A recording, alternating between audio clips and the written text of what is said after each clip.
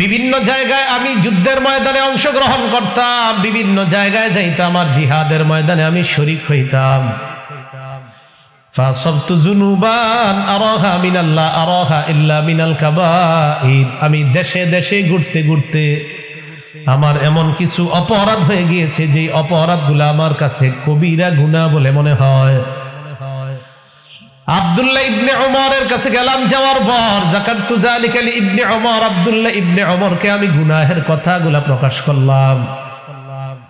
আব্দুল্লাহ ইবনে ওমর বললেন, মাহিয়া, তুমি যে গুনাহগুলা করলা, গুনাহগুলা কি কি, কোন কোন গুনাহগুলা তুমি করছো? আমি জবাব দিলাম, কাজা ওয়া কাজা, অমুক অমুক গুনাহ আমি করেছি। আব্দুল্লাহ ইবনে ওমর বললেন, লাইসাত হাযিহি মিনাল কাবাইর, এইগুলা কবিরা গুনাহ না, তুমি যেগুলা করছো এইগুলা কবিরা গুনাহ না। কবিরা গুনাহ অনেকগুলা, এর মধ্যে প্রধান লিডার কবিরা গুনাহ হলো 9টা। অনেকগুলা কবিরা গুনার মধ্যে প্রধান কবিরা গুনাহ কয়টা? 1 নাম্বার আল ইশরাকু বিল্লাহ, আল্লাহর সাথে শিরিক করা। এটা হলো কবিরা গুনার মধ্যে প্রধান কবিরা গুনাহ, আল্লাহর সাথে শিরিক করা। সেজদা দিব আল্লাহর কাছে, মাথা নত করব আল্লাহর কাছে, কোন পীরের পায়ে সেজদা দাও, কোন মাজারে সেজদা দাও, মানে আল্লাহর সাথে শিরিক করা। 1 নাম্বার আল ইশরাকু বিল্লাহ, প্রধান কবিরা গুনার মধ্যে শ্রেষ্ঠ প্রধান কবিরা গুনাহ হলো আল ইশরাকু বিল্লাহ, আল্লাহর সাথে শিরিক করা। হাদিসের মধ্যে নবী বলেন, কেউ যদি এমন অবস্থায় মারা যায়, ওয়া হুয়া ইশরিকু বিল্লাহ, সে আল্লাহর সাথে শিরিক করে, মানে মারা গেছে যখন, তখনও সে শিরিক করা অবস্থায় মারা গেছে, শিরিক থেকে ফিরে আসে নাই। নবীজি বলেন, দাখালান নার, ওই ব্যক্তি সোজা জাহান্নামে যাবে, নাউযুবিল্লাহ। বুখারীর বর্ণনা, নবীজি বলেন, আতানি জিবরিল, জিবরিল আমার কাছে আসছে, আসার পর কয়, ইয়া রাসূলুল্লাহ, মান মাতা মিন উম্মাতিকা লা ইউশরিকু বিল্লাহি শাইআ, আপনার কোন উম্মত যদি এমন অবস্থায় মারা যায় যে উম্মতটা আল্লাহর সাথে শিরিক করে নাই, দাখালাল জান্নাহ, ওই উম্মত জান্নাতে প্রবেশ করবে। শিরিক করেন না, শিরিক মুক্ত ঈমান নিয়ে দুনিয়া থেকে যাওয়ার চেষ্টা করেন। এই যে আপনাদের সামনে আমরা যারা বসা সবাই শিরিক মুক্ত ঈমান নিয়ে যান, ইনশাআল্লাহ আমাদের সবার জান্নাতে দেখা হবে। শুধু শিরিক ছাড়া সরিষা পরিমাণ যদি ঈমান নিয়ে যেতে পারেন, পিওর খাঁটি খাঁটি ঈমান যদি সরিষা পরিমাণও হয়, বুখারীর বর্ণনা, সরিষা পরিমাণও যদি হয় খাঁটি ঈমান, একদিন না একদিন আপনি চিরস্থায়ী জান্নাতি হবেন। বলেন আমার সাথে, পিওর ঈমান বলেন, একদম স্বচ্ছ পিওর, সেটা যদি সরিষার দানা পরিমাণ হয়, একদিন না একদিন জান্নাতে যাবেন। তাও শুধু জান্নাত না, চিরস্থায়ী জান্নাত। এই জন্য আমি মাঝে মাঝে অনেকে পার্সোনালি বলি, আমি কই, মিয়া এত দিকে কেন দৌড়ান?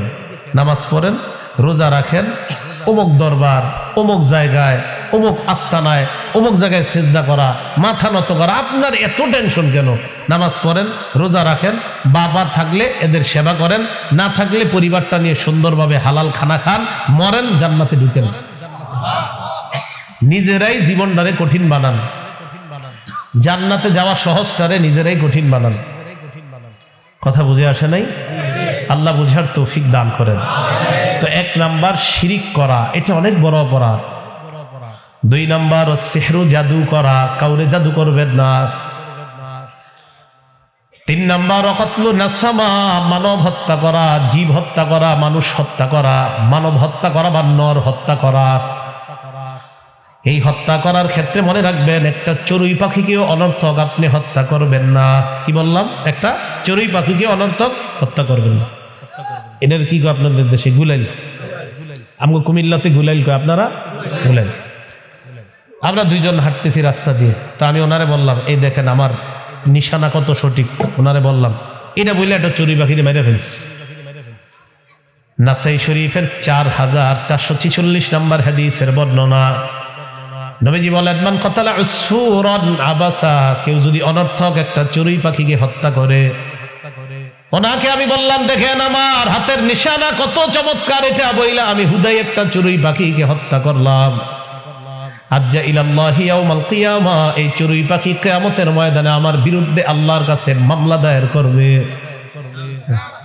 চড়ুই পাখি বলবে, ইয়া রাব্বি ইন্না ফুলানান কাতালানি আবাসা, মাবুদ ওমকে আমাকে অনর্থক হত্যা করেছে, আমি তোমার কাছে আর বিচার চাই।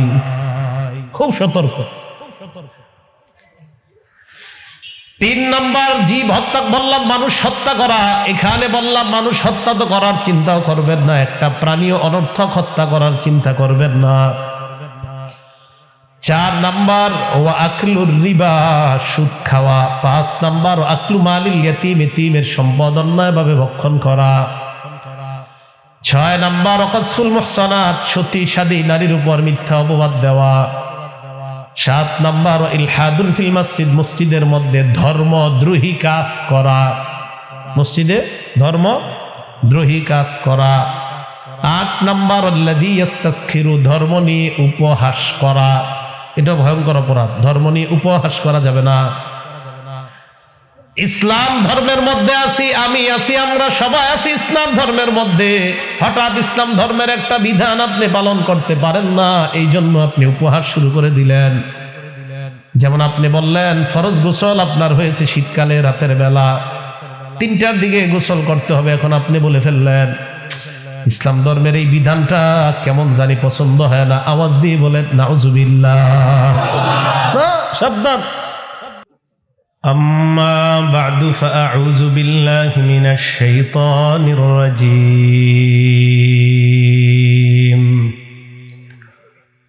বিসমিল্লাহির রহমানির রহিম।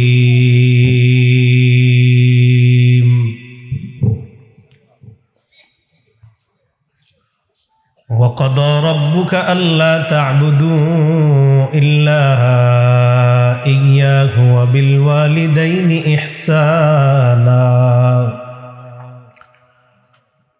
إما يبلغن عندك الكبر أحدهما أو كلاهما فلا تقل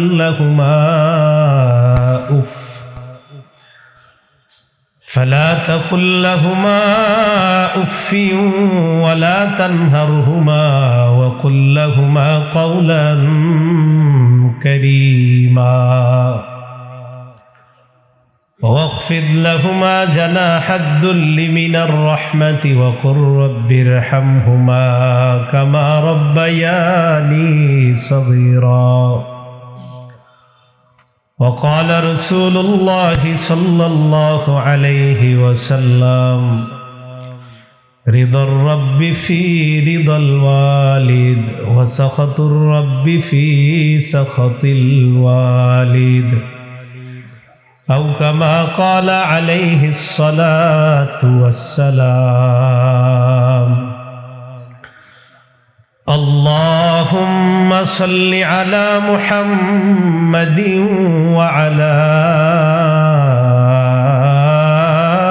آل محمد كما صليت على إبراهيم وعلى آل إبراهيم إنك حميد مجيد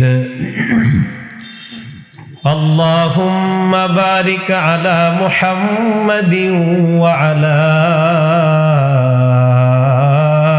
آل محمد كما باركت على إبراهيم وعلى آل إبراهيم إنك حميد مجيد سبحانك لا علم لنا إلا ما علمتنا إنك أنت العليم الحكيم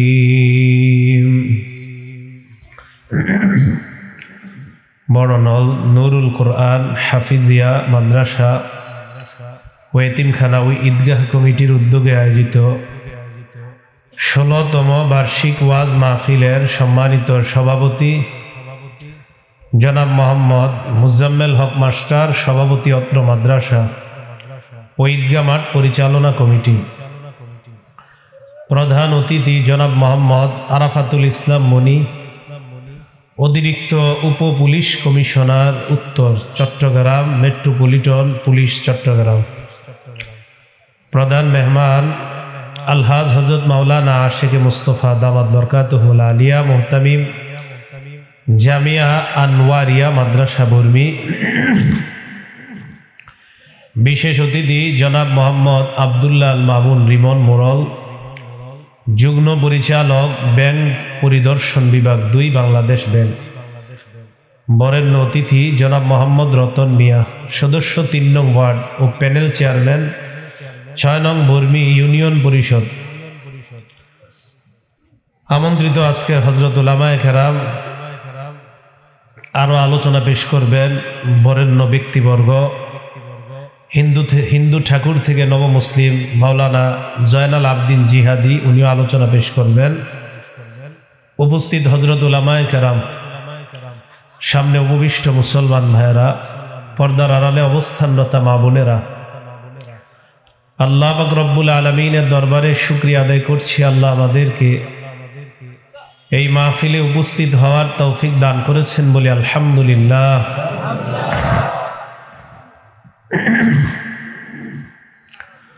আমি আপনাদের সামনে সূরা বনী ইসরাঈলের একটা আয়াতে কারিমা তেলাওয়াত করলাম।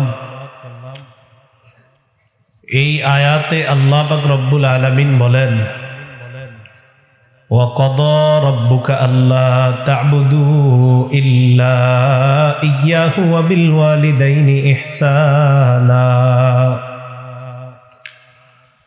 আপনার রব ফয়সালা করেছেন তোমরা আল্লাহ ছাড়া কারো ইবাদত করবে না।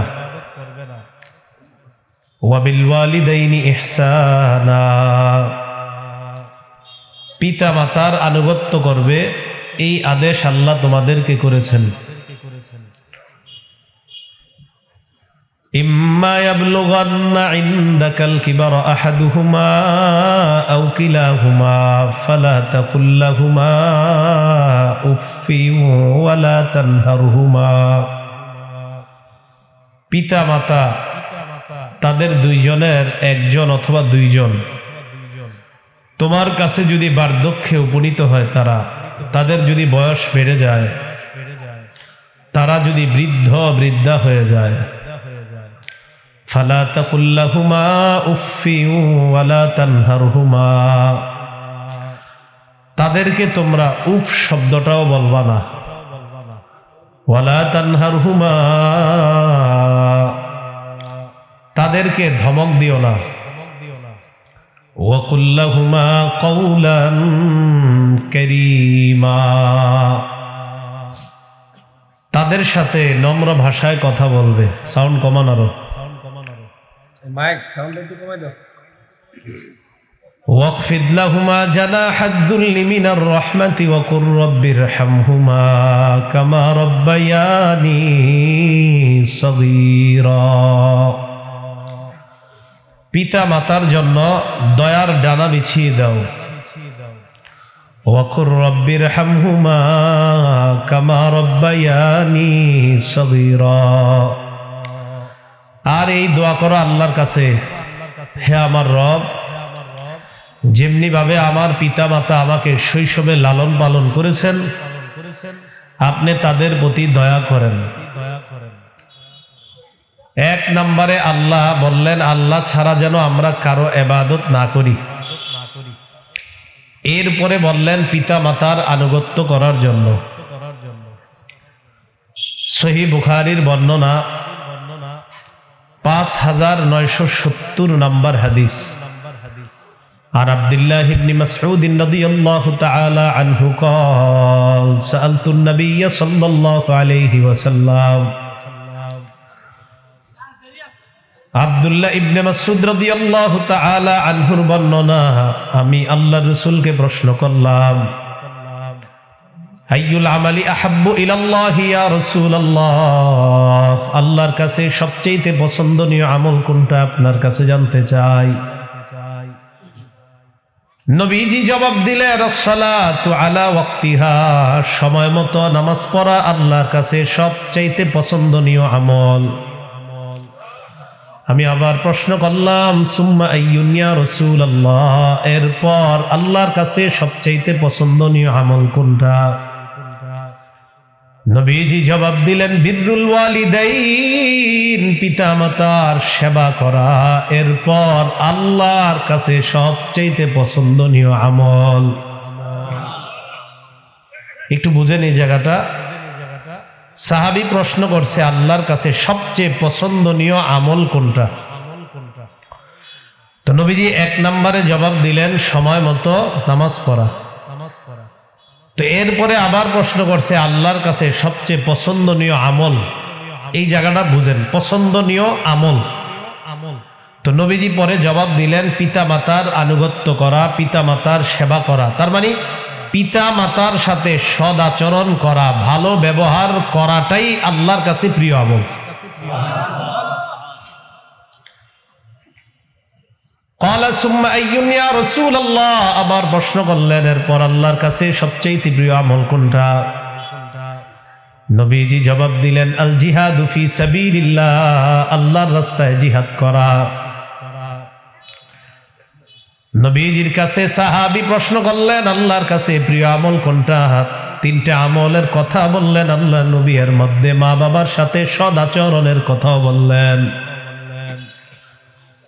বুখারীর বর্ণনা 5971 নম্বর হাদিসের বর্ণনা। عن أبي هريرة رضي الله تعالى عنه قال جاء رجل إلى رسول الله صلى الله عليه وسلم, এক ব্যক্তি আল্লাহ রাসূলের কাছে আসলেন। আসার পর প্রশ্ন করলেন মান আহাক্কুন নাসি বিহুসনি সাহাবাতি ইয়া রাসূলুল্লাহ, ইয়া রাসূলুল্লাহ, আমি আপনার কাছে জানতে চাই দুনিয়ার মধ্যে সমস্ত মানুষের মধ্যে কোন মানুষটা আমার কাছ থেকে ভালো ব্যবহার পাওয়ার বেশি যোগ্য? নবীজি জবাব দিলেন উম্মুকা, তোমার মা। ক্বালা সুম্মা আইয়ুন ইয়া রাসূলুল্লাহ, প্রশ্ন করলেন হুজুর এরপর কে? নবীজি জবাব দিলেন উম্মুকা, তোমার মা। ক্বালা সুম্মা আইয়ুন ইয়া রাসূলুল্লাহ, এরপর কে? নবী জবাব দিলেন উম্মুকা, তোমার মা।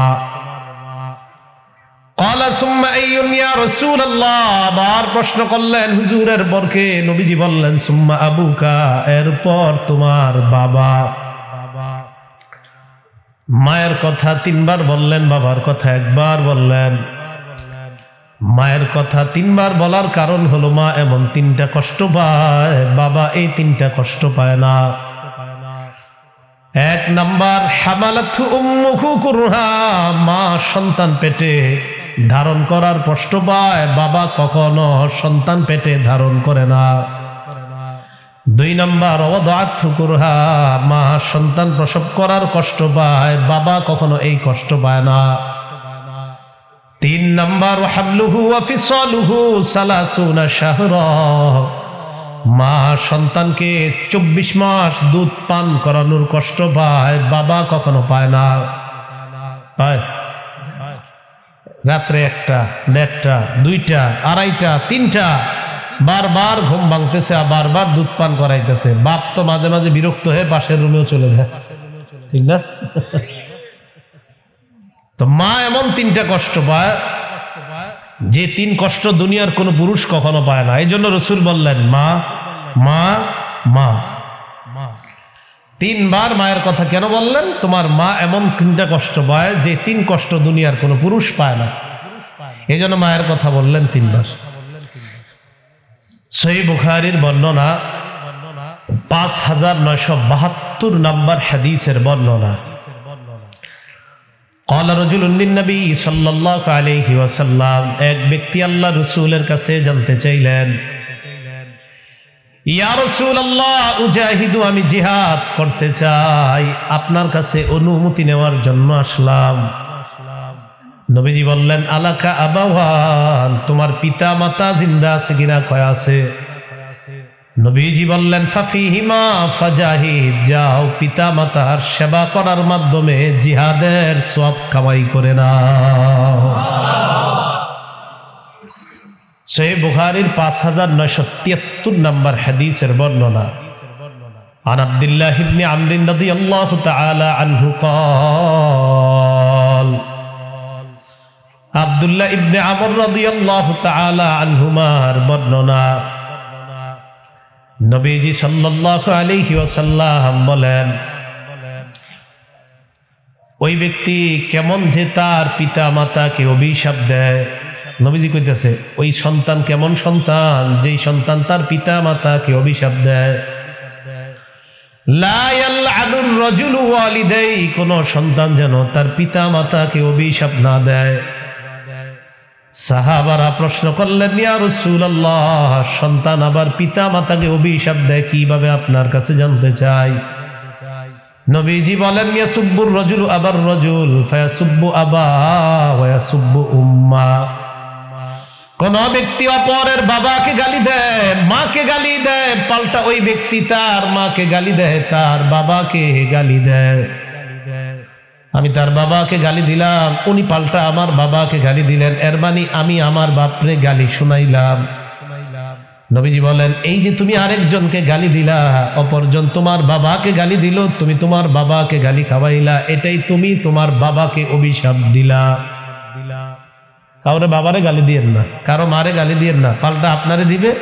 নবীজি কয়, এই যে তুমি পাল্টা একটা গালি খাইলা, তোমার আব্বারে গালি খাওয়াইলা, তোমার আম্মারে খাওয়াইলা, এর মানে তুমি তোমার মা বাবারে অভিশপ্ত করলা, তুমি কেন আরেকজনকে গালি দিতে গেলা? তাহলে আরেকজনকে আপনি গালি দিলে উনি যদি পাল্টা গালি দেয়, কেমন যেন গালি আপনি খাওয়াইছেন। নবীজি বললেন এটা নিষেধ, এটা করবা না। আল্লাহ আমাদের সকলকে পিতা মাতার নাফরমানি থেকে এবং পিতা মাতাকে গালি দেওয়া থেকে এবং পিতা মাতাকে অন্যের মুখ থেকে গালি শোনানো থেকে বেঁচে থাকার তৌফিক দান করেন। রাসূলুল্লাহ সাল্লাল্লাহু আলাইহি সাল্লামের একজন সাহাবী, তার নাম মুআবিয়া ইবনে জাহিমা রাদিয়াল্লাহু তাআলা আনহু। তিনি আল্লাহর রাসূলের কাছে আসলেন, আসার পর বললেন, ইয়া রাসূলুল্লাহ, ইন্নী কুনতু আরাদতুল জিহাদা মাআকা, হুজুর আমি আপনার সাথে জিহাদের ময়দানে অংশগ্রহণ করতে চাই, আপনার পাশাপাশি থেকে জিহাদ করতে চাই। নবীজি বললেন, কেন তুমি আমার পাশাপাশি থেকে জিহাদ করতে চাও? ওই ব্যক্তি কয়, আবতাগি বিযালিকা ওয়াজহাল্লাহ ওয়াদ দারাল আখিরাহ, আমি জিহাদের ময়দানে আপনার পাশে থাকতে চাই, আল্লাহর সন্তুষ্টি অর্জন করতে চাই আর আখিরাত চাই।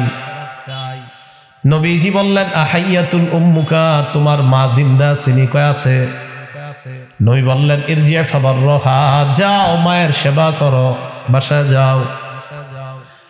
সাহাবী মুআবিয়া বলেন, আমি আবার আল্লাহ রাসূলের আরেক পাশ দিয়ে আসলাম, আসার পর বললাম, ইয়া রাসূলুল্লাহ, আমি জিহাদের ময়দানে আপনার পাশাপাশি থেকে লড়াই করতে চাই। নবীজি বললেন, আহাইয়াতুন উম্মুকা, তোমার মা জিন্দা আছে কিনা? সাহাবী জবাব দিলেন, জিন্দা আছে। নবীজি বললেন, ইরজি' ফাবাররাহা, যাও মায়ের সেবা করো। তিনি বলেন, নবীজি মুখ ফিরিয়ে নিলেন, আমি আবার ঘুইরা মুখের সামনে গেছি। যাওয়ার পর বললাম, হুজুর আমি আপনার সাথে জিহাদের ময়দানে যেতে চাই, আল্লাহরে খুশি করতে চাই, আখিরাত আমি অর্জন করতে চাই। নবীজি বললেন, আহাইয়াতুন উম্মুকা, তোমার মা জিন্দা আছে কিনা? কয় আছে। নবী বললেন, ইরজি' ফাবাররাহা, যাও মায়ের কাছে যাও, মায়ের সেবা করো। ইলজাম রিজলাহা, মায়ের পা আঁকড়ে ধরো, ফাসাম্মাল জান্নাহ, সেখানেই তোমার জান্নাত। তুমি মায়ের সেবা করো, সেখানেই তোমার জান্নাত। আপনারা প্রথম পেঁপে, প্রথম ফল, প্রথম ডাব, প্রথম নারিকেল, মুরগির প্রথম বাচ্চা, কবুতরের প্রথম বাচ্চা মাঝে মাঝে কই জানি নিয়ে যান দেওয়ার জন্য, যেটা অমুক জায়গায় দিমু, অমুক জায়গায় দিমু, বরকত হবে। আপনার আব্বা আম্মা জিন্দা আছেনি? হ্যাঁ আছে। আপনার আব্বার বয়স কত? ৭০। আম্মার বয়স কত? ৬৫। দুজন আছে? কয় আছে। তো প্রথম পেঁপে নিয়ে কোথায় যান? আমার অমুকের কাছে যাই। অমকের কাছে জান্নাত আছে কিনা আল্লাহ নবী বলে নাই, মায়ের কাছে জান্নাত আছে নবী বলছেন।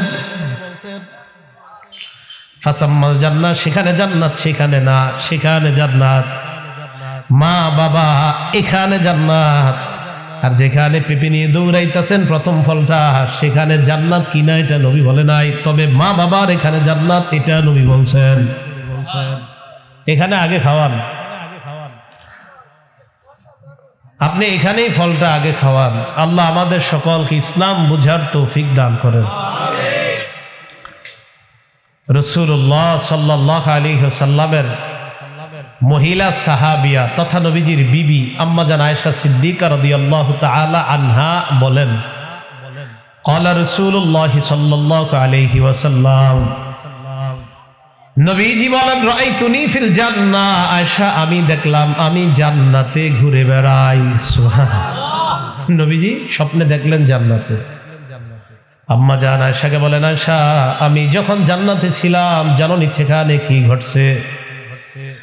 আমি জান্নাতের মধ্যে ঘুরতে লাগলাম, সামিআতু সাওতা কারিইন, একজন কারি সাহেবের, কোরআনের পাঠকের কোরআন তেলাওয়াত আমার কানে শুনতে পাইলাম। ফেরেশতাদেরকে আমি প্রশ্ন করলাম, মান হাযা, এই ব্যক্তিকে যার কোরআনের আওয়াজ আমি আমার কানে শুনতে পাই। ফেরেশতারা জবাব দিলেন, ইয়া রাসূলুল্লাহ, হারিসা ইবনুন নু'মান, যার তেলাওয়াত আপনি শুনতে পান তার নাম হারিসা ইবনুন নু'মান। নবীজি বলেন, আয়েশা কাযালিকাল বিররু, কাযালিকাল বিররু, সেবা এমন জিনিস, সেবা এমন জিনিস। ওয়া কানা আবাররান নাস বিউম্মিহি, আয়েশা এই হারিসা তার মায়ের বড় সেবা করত। এই মায়ের সেবা করার কারণে তার কোরআনের আওয়াজ আল্লাহ জান্নাতে আমাকে শোনায়া দেয়। তাহলে আল্লাহ বললেন, এক নাম্বার আল্লাহ ছাড়া কারো ইবাদত করবা না, দুই নাম্বার পিতা মাতার প্রতি সদাচরণ করবা, এটা আল্লাহ বলে দিলেন। একজন তাবি, তার নাম তাইসালাহ ইবনে মাইয়াস, কি নাম মনে রাখতে পারবে? আচ্ছা পুরাটা দরকার নেই, বলেন তাইসালাহ, বেশ এতটুকুই। ইমাম বুখারী রাহমাতুল্লাহি আলাইহির একটা কিতাব আছে নাম আল আদাবুল মুফরাদ, বুখারী তো ওনার কিতাব, আরেকটা কিতাব আছে নাম আল আদাবুল মুফরাদ। এই কিতাবের 8 নম্বর হাদিসের বর্ণনা। তাইসালা ইবনে মাইয়াস রাহমাতুল্লাহি আলাইহি বলেন, কুনতু মা'আন নাজদাত, বিভিন্ন জায়গায় আমি যুদ্ধের ময়দানে অংশগ্রহণ করতাম, বিভিন্ন জায়গায় যাইতাম, আর জিহাদের ময়দানে আমি শরীক হইতাম। ফাসাবতু যুনুবান আরাহা মিনাল্লাহ আরাহা ইল্লা মিনাল কাবাইর, আমি দেশে দেশে ঘুরতে ঘুরতে আমার এমন কিছু অপরাধ হয়ে গিয়েছে যে অপরাধগুলো আমার কাছে কবিরা গুনাহ বলে মনে হয়। আব্দুল্লাহ ইবনে ওমরের কাছে গেলাম, যাওয়ার পর যাকারতু যালিকা লি ইবনে ওমর, আব্দুল্লাহ ইবনে ওমরকে আমি গুনাহের কথাগুলো প্রকাশ করলাম। আব্দুল্লাহ ইবনে ওমর বললেন, মাহিয়া, তুমি যে গুনাহগুলা করলা, গুনাহগুলা কি কি, কোন কোন গুনাহগুলা তুমি করছো? আমি জবাব দিলাম, কাজা ওয়া কাজা, অমুক অমুক গুনাহ আমি করেছি। আব্দুল্লাহ ইবনে ওমর বললেন, লাইসাত হাযিহি মিনাল কাবাইর, এইগুলা কবিরা গুনাহ না, তুমি যেগুলা করছো এইগুলা কবিরা গুনাহ না। কবিরা গুনাহ অনেকগুলা, এর মধ্যে প্রধান লিডার কবিরা গুনাহ হলো 9টা। অনেকগুলা কবিরা গুনার মধ্যে প্রধান কবিরা গুনাহ কয়টা? 1 নাম্বার আল ইশরাকু বিল্লাহ, আল্লাহর সাথে শিরিক করা, এটা হলো কবিরা গুনার মধ্যে প্রধান কবিরা গুনাহ, আল্লাহর সাথে শিরিক করা। সেজদা দিব আল্লাহর কাছে, মাথা নত করবো আল্লাহর কাছে, কোন পীরের পায়ে সেজদা দাও, কোন মাজারে সেজদা দাও, মানে আল্লাহর সাথে শিরিক করা। 1 নাম্বার আল ইশরাকু বিল্লাহ, প্রধান কবিরা গুনার মধ্যে শ্রেষ্ঠ প্রধান কবিরা গুনাহ হলো আল ইশরাকু বিল্লাহ, আল্লাহর সাথে শিরিক করা। হাদিসের মধ্যে নবী বলেন, কেউ যদি এমন অবস্থায় মারা যায়, ওয়া হুয়া ইশরিকু বিল্লাহ, সে আল্লাহর সাথে শিরিক করে, মানে মারা গেছে যখন তখনও সে শিরিক করা অবস্থায় মারা গেছে, শিরিক থেকে ফিরে আসে নাই। নবীজি বলেন দাখালান নার, ওই ব্যক্তি সোজা জাহান্নামে যাবে, নাউজুবিল্লাহ। বুখারীর বর্ণনা, নবীজি বলেন আতানি জিবরিল, জিবরিল আমার কাছে আসছে, আসার পর কয় ইয়া রাসূলুল্লাহ মান মাতা মিন উম্মাতিকা লা ইউশরিকু বিল্লাহি শাইআ, আপনার কোন উম্মত যদি এমন অবস্থায় মারা যায় যে উম্মতটা আল্লাহর সাথে শিরিক করে নাই, দাখালাল জান্নাহ, ওই উম্মত জান্নাতে প্রবেশ করবে। শিরিক করেন না, শিরিক মুক্ত ঈমান নিয়ে দুনিয়া থেকে যাওয়ার চেষ্টা করেন। এই যে আপনাদের সামনে আমরা যারা বসা সবাই শিরিক মুক্ত ঈমান নিয়ে যান, ইনশাআল্লাহ আমাদের সবার জান্নাতে দেখা হবে। শুধু শিরিক ছাড়া সরিষা পরিমাণ যদি ঈমান নিয়ে যেতে পারেন, পিওর খাঁটি খাঁটি ঈমান যদি সরিষা পরিমাণও হয়, বুখারীর বর্ণনা, সরিষা পরিমাণও যদি হয় খাঁটি ঈমান, একদিন না একদিন আপনি চিরস্থায়ী জান্নাতি হবেন।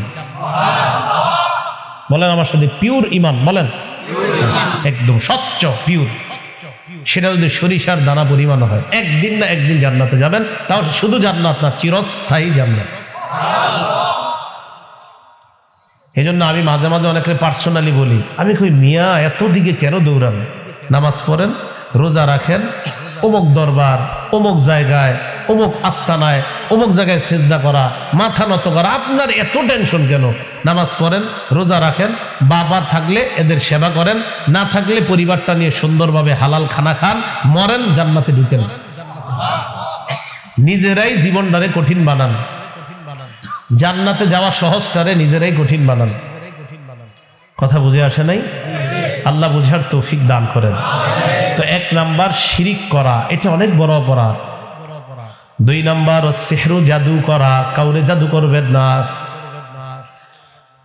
3 নাম্বার কতলু নাসামা, মানব হত্যা করা, জীব হত্যা করা, মানুষ হত্যা করা, মানব হত্যা করা বা নর হত্যা করা।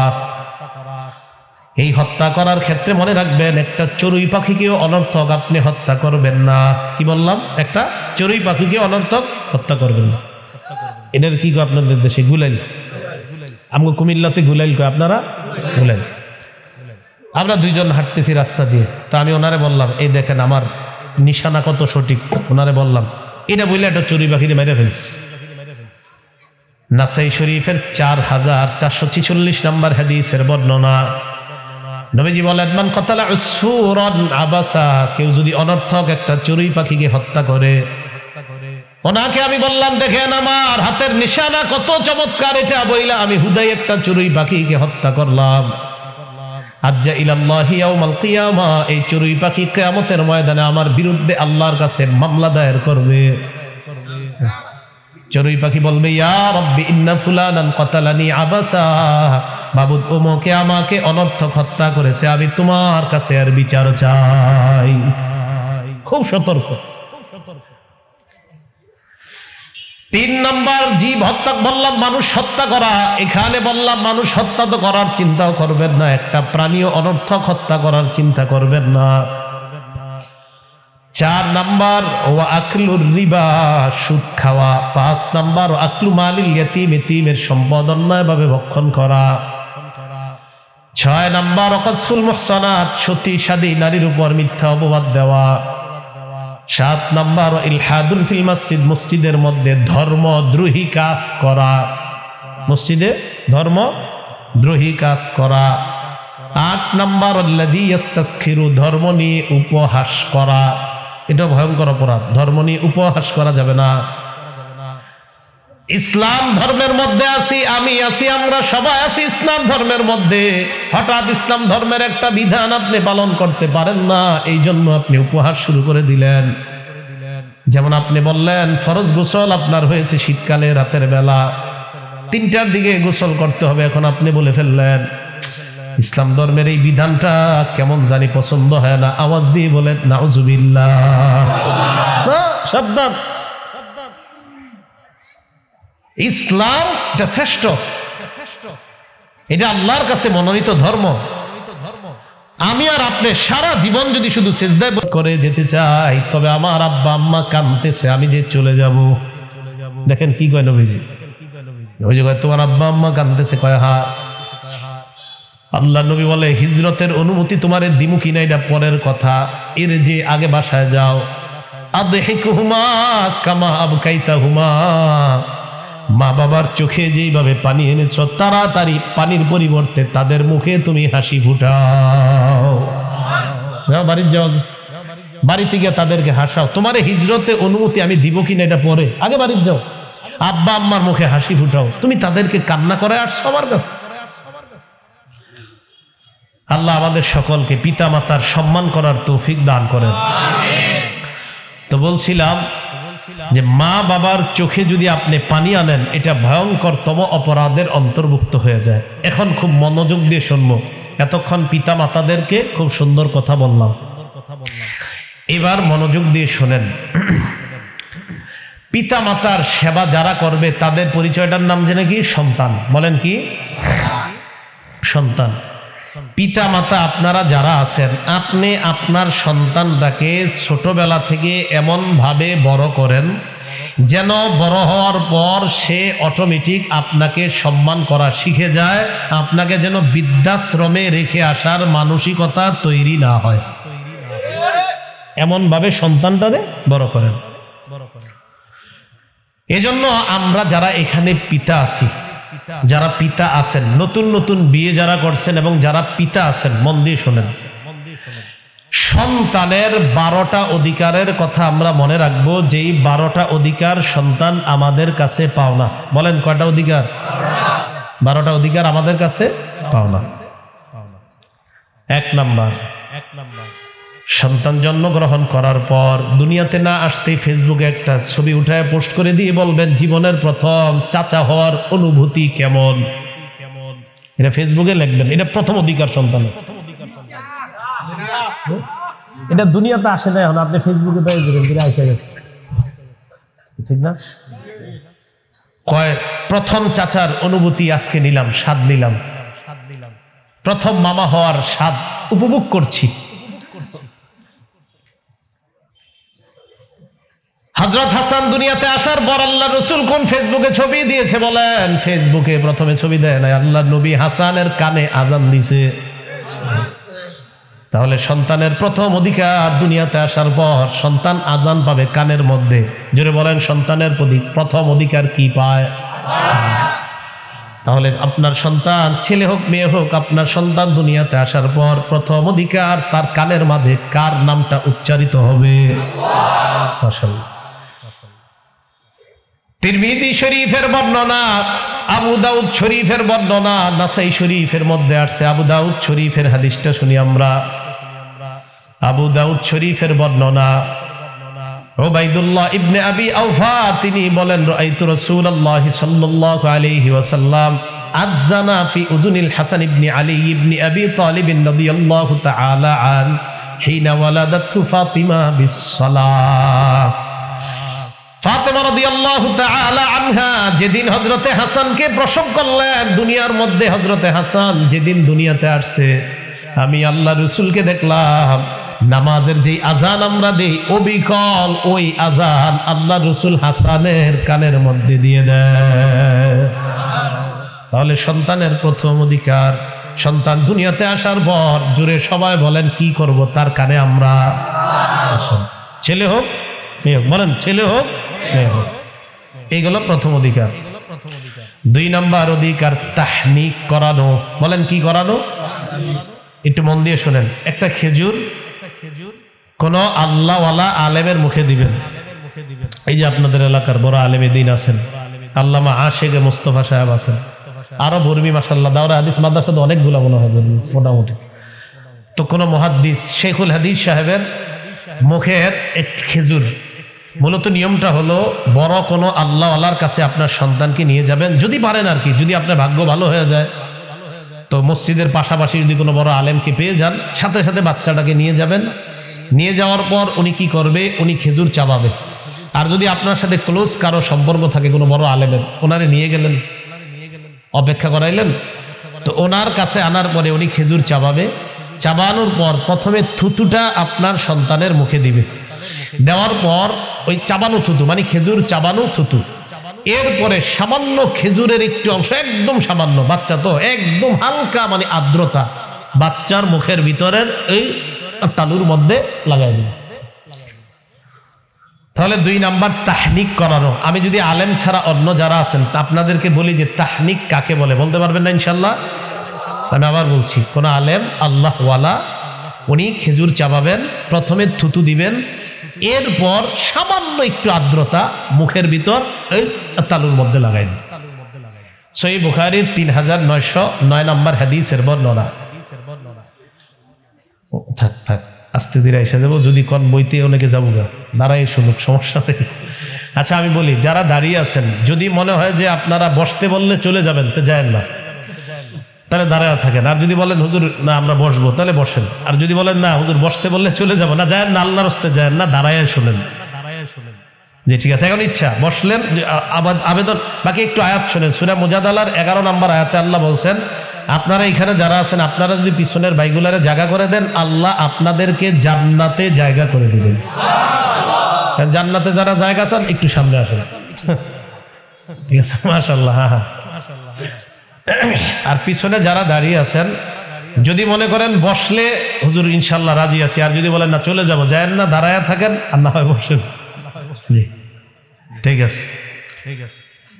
তো রাসূলুল্লাহ সাল্লাল্লাহু আলাইহি ওয়াসাল্লামের মহিলা সাহাবিয়া নাম আসমা বিনতে আবু বকর রাদিয়াল্লাহু তাআলা আনহা। আবু বকর সিদ্দিক রাদিয়াল্লাহু তাআলা আনহুর কন্যা নাম আসমা রাদিয়াল্লাহু তাআলা আনহা। এই আসমা রাদিয়াল্লাহু তাআলা আনহা পেটে ওনার সন্তান আসছে, সহিহ বুখারীর 3909 নম্বর হাদিস। তো তিনি বলেন আন্নাহা হামালাত বি আব্দুল্লাহ ইবনে জুবাইর, উনি ওনার পেটে ওনার সন্তান আব্দুল্লাহ ইবনে জুবাইরকে পেটে নিলেন। তিনি বলেন খরাজতু ওয়া আনা মুতিম্মুন, আমি হিজরত করে মদিনার দিকে রওনা করলাম, এমন অবস্থায় আমি আসন্ন প্রসব মানে আমার সন্তান যে কোনো মুহূর্তে হয়ে যাবে, এমন একটা অবস্থায় আমি মদিনার দিকে রওনা করলাম।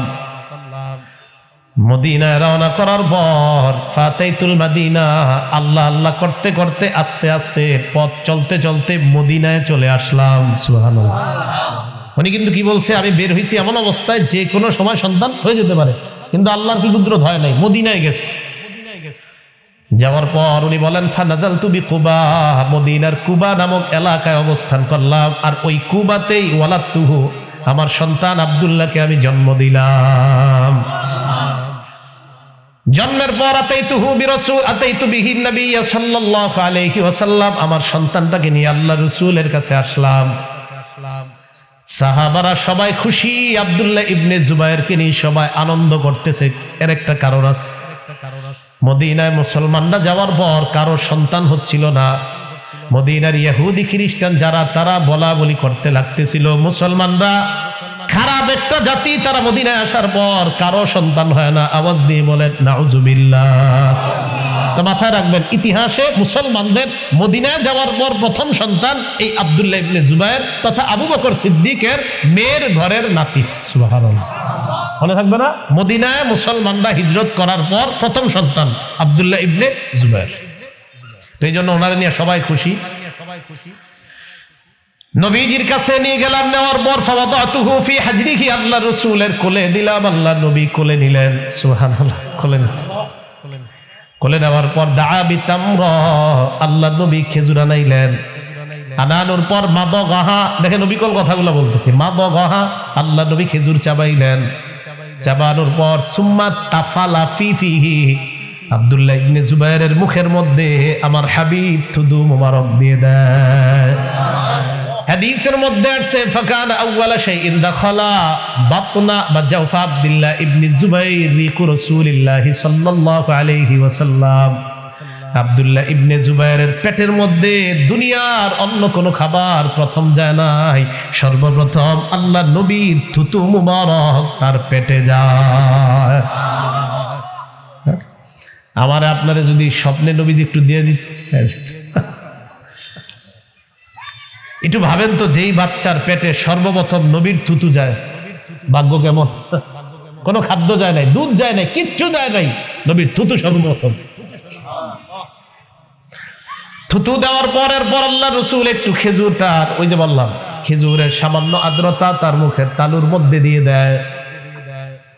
তাহলে আব্দুল্লাহ ইবনে জুবাইরের এই বর্ণনা, মানে আসমা রাদিয়াল্লাহু তাআলা আনহার এই বর্ণনা থেকে আমরা জানতে পারলাম তাহনিকের ঘটনা। একটা সন্তান দুনিয়াতে আসার পর 2 নাম্বার যে অধিকার, এই অধিকারটা হলো আব্বার আম্মা আমাকে ভালো কোনো আল্লাহওয়ালা দ্বারা তোমরা তাহনিক করাও। সন্তান এই অধিকারটা পাও না। 3 নাম্বার অধিকার, আমরা যারা এই বাচ্চাটাকে দেখতে যাব, আমরা অনেকে দেখতে যাই না বাচ্চাকে, আমরা দেখতে যাওয়ার পর এই বাচ্চার জন্য বরকতের দোয়া করব। বলেন সবাই কি দোয়া করব? আবু দাউদ শরীফের বর্ণনা, আয়েশা সিদ্দিকা রাদিয়াল্লাহু তাআলা আনহা قالت كان رسول الله صلى الله عليه وسلم يؤتى بالصبيان فيدعو لهم بالبركه। নবীজির কাছে যখন বাচ্চাদেরকে আনা হইতো আল্লাহ নবী তাদের জন্য বরকতের দোয়া করতেন। আমি আজকে আপনাদেরকে একটা দোয়া শিখিয়ে দিব, এই দোয়াটা আমরা করব। আইয়ুব আস-সুখতিয়ানি রাহমাতুল্লাহি আলাইহি তিনি বাচ্চা দেখার পর একটা দোয়া করতেন। বাচ্চাকে কোলে নিয়ে তিনি বলতেন জাআলাহুল্লাহু মুবারাকান আলাইকা ওয়া আলা উম্মতি মুহাম্মাদিন সাল্লাল্লাহু আলাইহি ওয়াসাল্লাম। বাচ্চাকে কোলে নিতেন, মনে করেন ওনার বাচ্চা আমি কোলে নিলাম, নেওয়ার পর ওনার জন্য দোয়া করব যে এইভাবে আল্লাহ তাআলা এই বাচ্চাকে, এই সন্তানটাকে আপনার জন্য এবং গোটা জগতের উম্মতে মুহাম্মদের জন্য বরকতের কারণ বানায়া দেন। মনে থাকবিনি? তাহলে সন্তানকে কোলে নিয়ে আমরা বলবো আল্লাহ তাআলা যেন এই সন্তানটাকে আপনার জন্য এবং উম্মতে মুহাম্মদী সাল্লাল্লাহু আলাইহি ওয়াসাল্লামের জন্য বরকতের কারণ বানায়। এইগুলো 3 নাম্বার। তাহলে বলেন তো, একটা সন্তান দুনিয়াতে আসার পর আমরা তাকে যারা দেখতে যাই আমাদের কাছে কি পাও না? বরকতের দোয়া। বলেন কি পাও না? এই বাচ্চাদের ছবি কম তুইলেন, দেখেন ছবিতেও, বাচ্চাদের ছবিতেও কারো নজর পড়ে যেতে পারে। ছবি বাচ্চাদের তো অনেক বাচ্চা মাশাআল্লাহ অনেক সুন্দর হয়ে দুনিয়াতে আসে, নজরের বদ নজরের কারণে বাচ্চাটা একদম আপনার কাট হয়ে যায়, শেষ হয়ে যায়। তো বাচ্চাদের ছবি এত আপনি ফেসবুকে অমুক জায়গায় এত দেওয়ার কোনো প্রয়োজন নাই। আল্লাহ কথাগুলা দিল থেকে বোঝার তৌফিক দান করেন। 4 নাম্বার আকিকা করা। বলেন কি করা? আকিকার ব্যাপারটা একদম মন দিয়ে শোনেন যেন আপনাদের মধ্যে কোনো ঝামেলার কাজ না করে। অনেকের প্রশ্ন থাকে, হুজুর আকিকার গোশত খাওয়া যাবে কিনা, এই করা যাবে কিনা, সেই করা যাবে কিনা, একটু মনোযোগ দিয়ে শোনেন। আকিকার ব্যাপারে প্রথম কথা হলো 7 নাম্বার দিনে আকিকা করা। কততম দিনে? মানে 7ম দিনে আকিকা করা। নাসাই শরীফের 4220 নাম্বার হাদিসের বর্ণনা। ক্বালা রাসূলুল্লাহ সাল্লাল্লাহু আলাইহি ওয়াসাল্লাম, নবীজি বলেন কুল্লু গুলামিন রাহিনুন বিআকিকাতিহি, প্রত্যেকটা বাচ্চা তার আকিকার সাথে আবদ্ধ।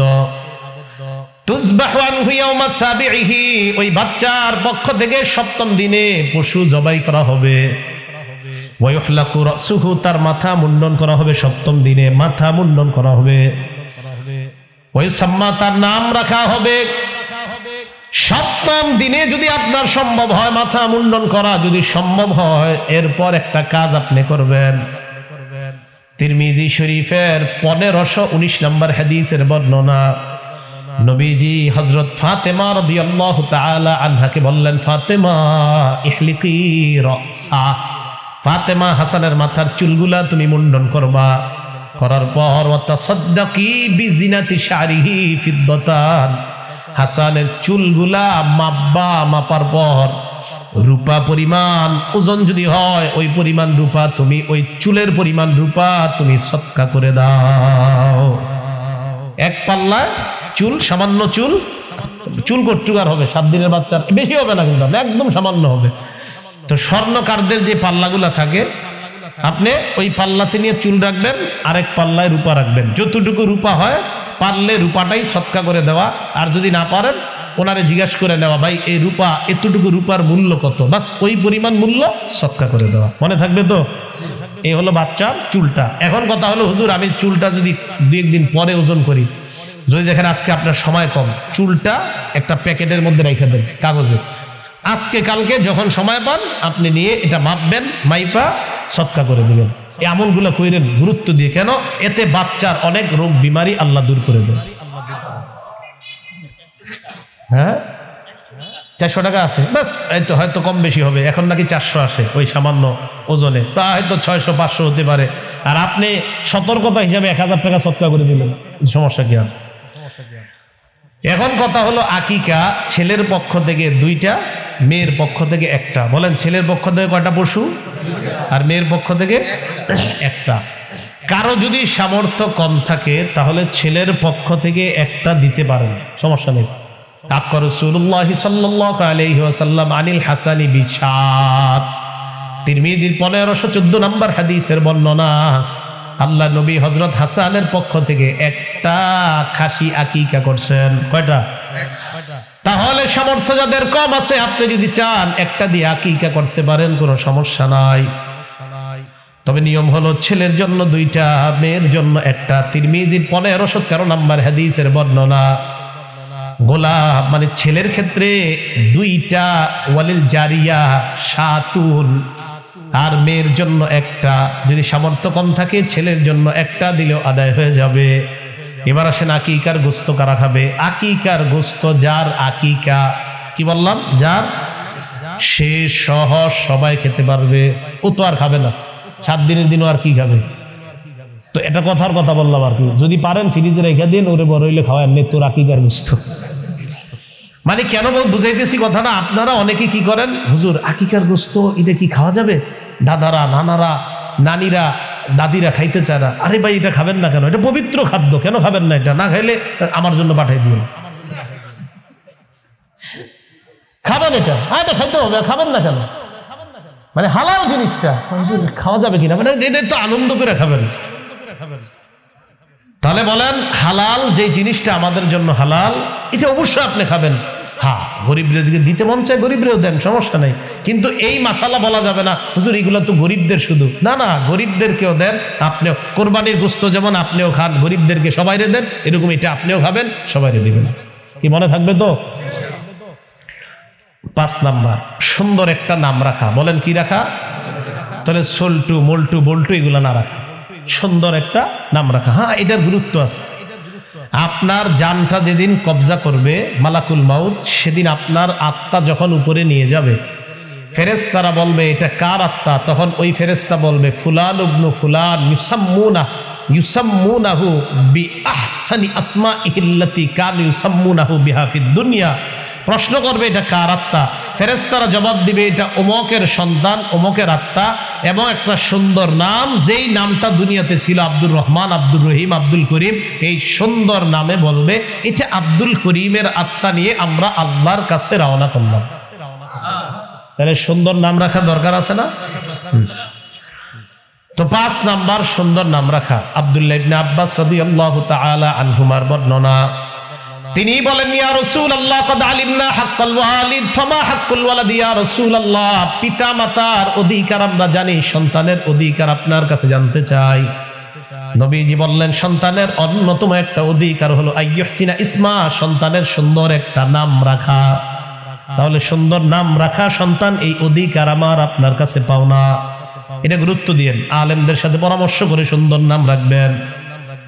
6 নাম্বার, সন্তানকে তরবিয়ত শিক্ষা দেওয়া। বলেন সবাই, কি শিক্ষা দেওয়া?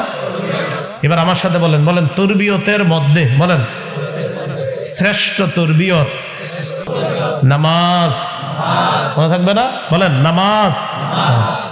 আবু দাউদ শরীফের 495 নাম্বার হাদিসের বর্ণনা। ক্বালা রাসূলুল্লাহ সাল্লাল্লাহু আলাইহি ওয়াসাল্লাম, নবীজি বলেন মুরু আওলাদাকুম বিসসালাহ ওয়া হুম আবনাউ 7 সিনিন, সন্তানের বয়স যখন 7 হয় তাকে নামাজের আদেশ দাও।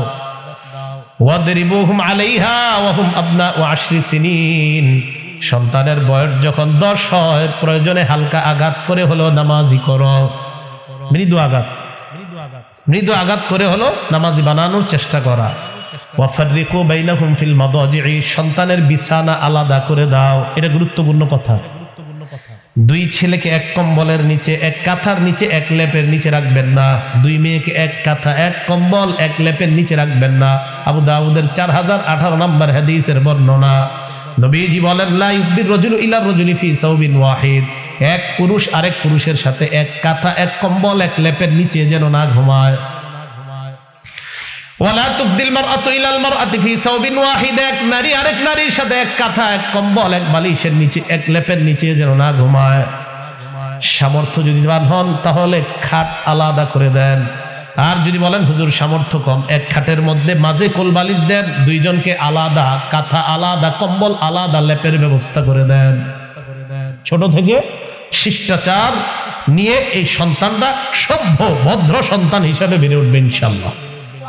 মনে থাকবে তো ইনশাআল্লাহ। তাহলে 6 নাম্বার তরবিয়ত, শ্রেষ্ঠ তরবিয়ত নামাজ। 7 নাম্বার বলেন আমার সাথে, সুশিক্ষায় শিক্ষিত করা। আমি কিন্তু শুধু শিক্ষা বলিনি, কি বলছি হুজুর? সুশিক্ষা, সুশিক্ষায় শিক্ষিত করা। এবার আমার সাথে বলেন, সুশিক্ষার শ্রেষ্ঠ শিক্ষা কোরআন। বলেন সবাই। ডাক্তার, ইঞ্জিনিয়ার যা হন সমস্যা নাই, কোরআন সহি শুদ্ধভাবে প্রথমে শিখতেই হবে। ঠিক আছে না ইনশাআল্লাহ? আপনার সন্তান, ছেলে মেয়ে, তারা যেই পড়াশোনা, যেই লাইনে পড়াশোনা করুক, কথার কথা, কিন্তু শুরুতে তাদেরকে আপনার পক্ষ থেকে যে শোনো, কোরআন বিশুদ্ধভাবে প্রথমে শিখো, এরপরে অন্য শিক্ষা। আগে কোরআন শিক্ষা। কোরআন শিক্ষা যদি ছোটবেলায় বিশুদ্ধভাবে না শিখেন, আপনার বয়স যখন 30-35 হয়ে যাবে, তখন ওই বিশুদ্ধ উচ্চারণটা করতে কষ্ট হয়ে যাবে।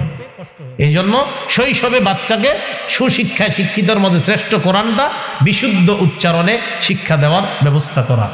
সহিহ বুখারীর 5017 নম্বর হাদিসের বর্ণনা।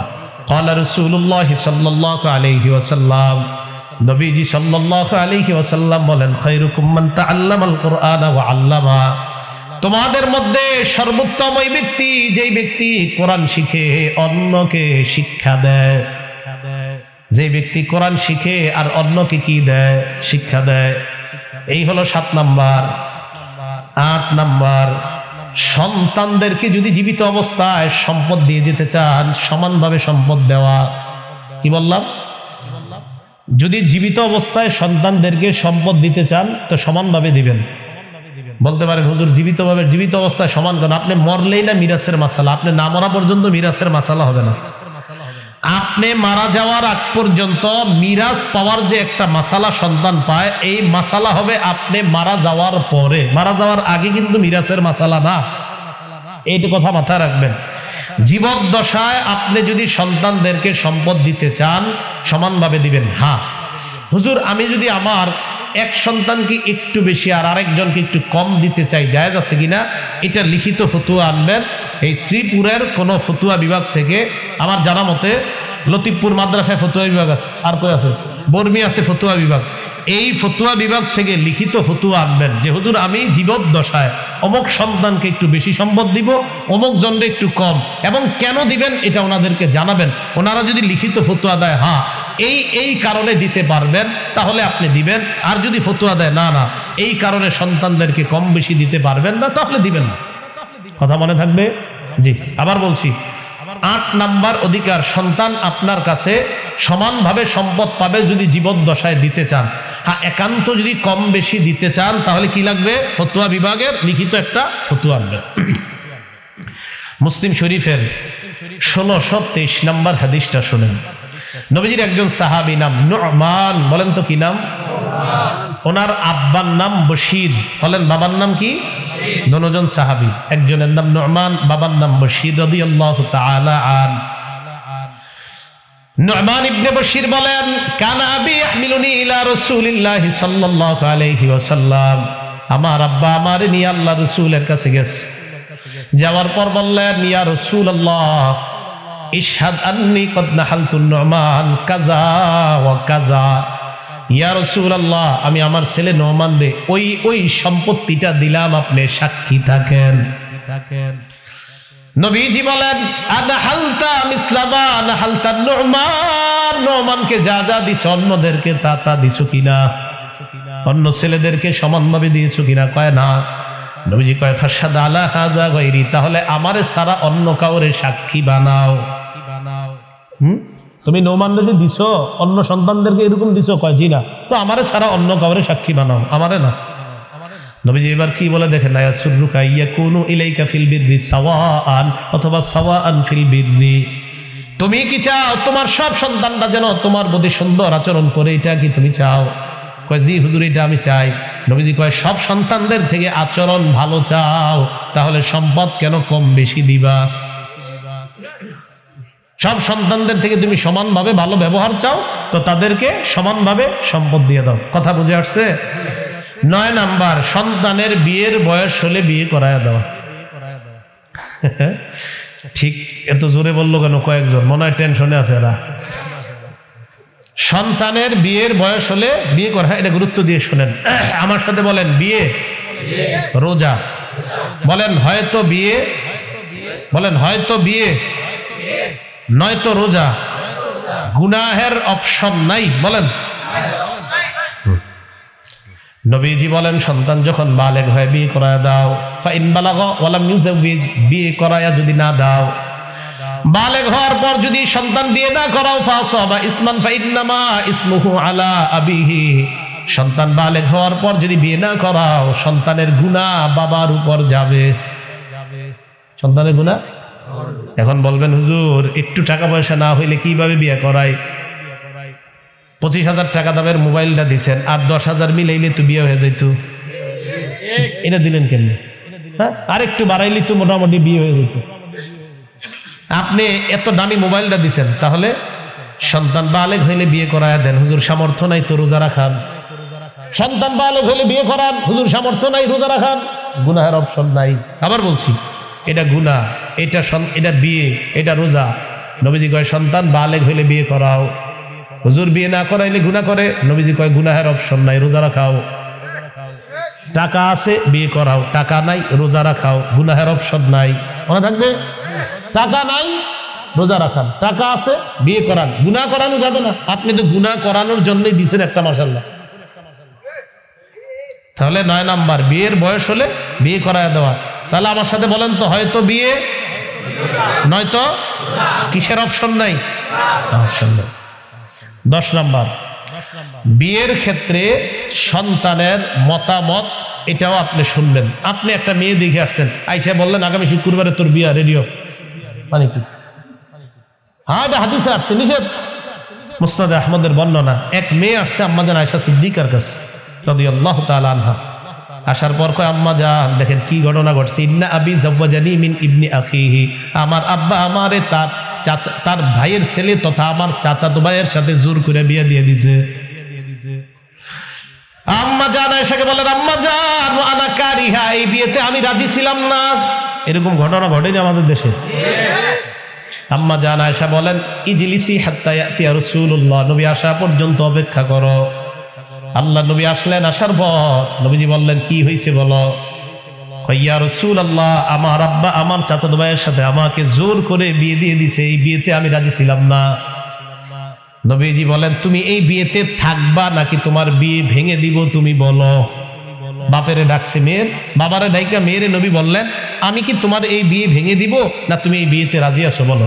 কয় হুজুর আজাস্তুমা সোনা আবি, যেহেতু আমার আব্বা আমারে বিয়ে দিয়ে দিছে আমি মেনে নিলাম। তবে নবীজি তো আমার কাছে আসছো কেন, মেনে নিছো? ইয়া রাসূলুল্লাহ, কিয়ামত পর্যন্ত যেন আপনি একটা আইন করে দেন বিয়ের ক্ষেত্রে, যে একটা মেয়েরও কিছু বলার অধিকার আছে, এই অধিকারটা প্রতিষ্ঠিত করার জন্য আপনার কাছে আসলাম। তাহলে অধিকার প্রতিষ্ঠিত হয়ে গেল, একটা সন্তানের যে মতামত দেওয়ার অধিকার আছে। 11 নাম্বার, সন্তানের ভরণ পোষণের দায়িত্ব আপনার। সন্তান আপনার কাছে ভরণ পোষণ পাও না। আবু দাউদ শরীফের বর্ণনা, কাফা বিল মারই ইসমান আইয়ুদাইয়া মা ইয়াকুত, আপনার সন্তানের টাকা পয়সা তাদের পিছনে আপনি খরচ না করে পিছনে আপনি লাগানো, গুনাহগার হওয়ার জন্য আপনি বাবা এতটুকুই যথেষ্ট। তাহলে সন্তানের ভরণ পোষণের দায়িত্ব আপনার। 11। 12 নাম্বার, সন্তানের বিরুদ্ধে বদদোয়া করবেন না। এই বদদোয়া না করাটা, এটার পরিবর্তে সন্তানের জন্য দোয়া করা, সন্তান এটা আপনার কাছে পাও না। বদদোয়া না করা, এটা আপনার কাছে পাওনা যে আব্বা আপনি আমার বিরুদ্ধে বদদোয়া করেন না। তো সন্তান যারা আছেন আপনারা আবার শোনেন, বাবা মা কখনো ইচ্ছা করে বদদোয়া করে না, বদদোয়া এসে যায়। আমরা যারা সন্তান আমরা এমন আচরণ করব না যে মা বাবা বদদোয়া এসে যায়, কারণ কোনো মা বাবা সাধারণত ইচ্ছা করে বদদোয়া করে না, বদদোয়া আসলে এসে যায়। বাকি সন্তানের অধিকার হলো সন্তান এটা পাও না যে আব্বা আম্মা আমার জন্য বদদোয়া করেন না, এটা 12 নাম্বার। রাসূল সাল্লাল্লাহু আলাইহি সাল্লাম বলেন, আবু দাউদ শরীফের বর্ণনা 1592 নম্বর হাদিস, নবীজি সাল্লাল্লাহু আলাইহি সাল্লাম বলেন, লা তাদউ আলা আনফুসিকুম, নিজেদের বিরুদ্ধে বদদোয়া করবা না। ওয়ালা তাদউ আলা আওলাদিকুম, সন্তানের বিরুদ্ধে বদদোয়া করবা না। ওয়ালা তাদউ আলা আমওয়ালিকুম, সম্পদের বিরুদ্ধে বদদোয়া করবা না। আপনারা মাঝে মাঝে রাগে বইলা ফেলেন, ইস আল্লাহ যদি আমার এই সম্পদগুলো নিয়ে যাইতো বাঁচতাম, এটা কইেন না, রাগ হয়ে কইলেন আর কি, এইগুলো নিয়ে যাইতো বাঁচতাম, তোর যন্ত্রণা থেকে বাঁচতাম, এরই কইেন না। ওয়ালা তাদউ আলা খাদামিকুম, কর্মচারীদের বিরুদ্ধে বদদোয়া করবেন না। কিরে তোর 14 গোষ্ঠী কি এরকম খারাপ নাকি, এগুলা বললেন না। তাহলে এইভাবে বদদোয়া না করা এটা সন্তানের অধিকার। বলেন সন্তান কয়টা অধিকার পাও না? 12টা। কয়টা অধিকার? 1 নাম্বার আজান দেওয়া, 2 নাম্বার আলেমরা ছাড়া অন্যরা বলেন তো 2 নম্বরের শব্দটা কি? মাশাআল্লাহ, তাহনিক করানো। কি করানো? তাহনিক কারে কয় বুঝতে পারবেন? বলেন খেজুর খাওয়া বলে, এইভাবে কইছি আসলে একটু কি আছে কন্যা দেই, খেজুরটা চাবায়া থুতুটা দিবে, এরপর সামান্য খেজুরের আর্দ্রতা বাচ্চার তালুতে লাগাই দিবে। 3 নাম্বার যারা দেখতে যাব বরকতের দোয়া করা। 4 নাম্বার আকিকা। 5 নাম্বার সুন্দর নাম। 6 নাম্বার তরবিয়ত, শ্রেষ্ঠ তরবিয়ত নামাজ। 7 নাম্বার সুশিক্ষা, শ্রেষ্ঠ শিক্ষা করা। 8 নাম্বার সম্পদ সমানভাবে দেওয়া। আর এটার ক্ষেত্রে বলছিলাম কম বেশি দিতে হলে কোত্থেকে ফতোয়া আনতে হবে? ফতোয়া বিভাগ থেকে।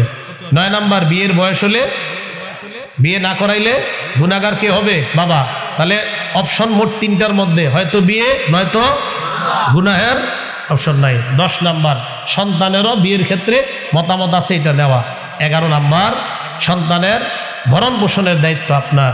12 নাম্বার সন্তানের বিরুদ্ধে বদদোয়া না করা। 13 নাম্বারটা সন্তানের অধিকার না, এটা আপনাদের। সবাই হাত তোলেন। 13 নাম্বারটা 2 হাত, আপনারা না, মঞ্চের না, সামনে যারা তুলছেন জোরে কয় না, 2 হাত তুলছেন। আপনারা মাহফিলে কখন আসছেন? সবাই বলেন 2 হাত তুললেই। বেশি দেরি হয়েছে? তা আসছেন কি বেশিক্ষণ হয়েছে? হয় নাই বেশিক্ষণ। তাহলে যেহেতু বেশিক্ষণ হয় নাই আসছেন আপনারা, মাগো অনেকের হাত নিচে হয়ে গেছে, হাত উঠান। আপনারা এখানে আসছেন কি বেশিক্ষণ হয়েছে? এটা নাটা জোরে হয় নাই, জোরে বলেন। আচ্ছা জোরে বলছেন, মাশাআল্লাহ। এই যে এতক্ষণ আপনাদেরকে কিছু আমি বললাম, কিছু কি শিখা গেছে? তাহলে এই যদি কিছু শিখা থাকেন, এই দোহাই দিয়ে বলতেছি, আমি উঠার পরে কেউ এনতে নড়বেন না, কারণ আপনারা এত টাইম হয় না, এনে আইছেন। আমি যদি আরো 1 ঘন্টা বলতাম কেউ উঠতেন না। তো যেহেতু উঠতেন না, তাহলে মাশাআল্লাহ আরেকজন হাত নাইমা গেছে, অনেক হাত উঠান। যদি কিছু শিখে থাকেন তাহলে এই অধিকার নিয়ে বলছি, আল্লাহর হস্তে উঠেন না, মাহফিলের সৌন্দর্যতাটা নষ্ট করেন না, মাহফিলের সৌন্দর্যতা রক্ষা করেন। মনে রাখবেন আমি যা বলছি এরপর আরেকজন বলবে, হতে পারে ওনার মুখ থেকে এমন কোনো কথা বের হবে যে আপনার জীবনটাই পরিবর্তন হয়ে যাবে। এই জন্য না ওঠা। আল্লাহ তৌফিক দান করেন। আসসালামু আলাইকুম ওয়া রাহমাতুল্লাহ।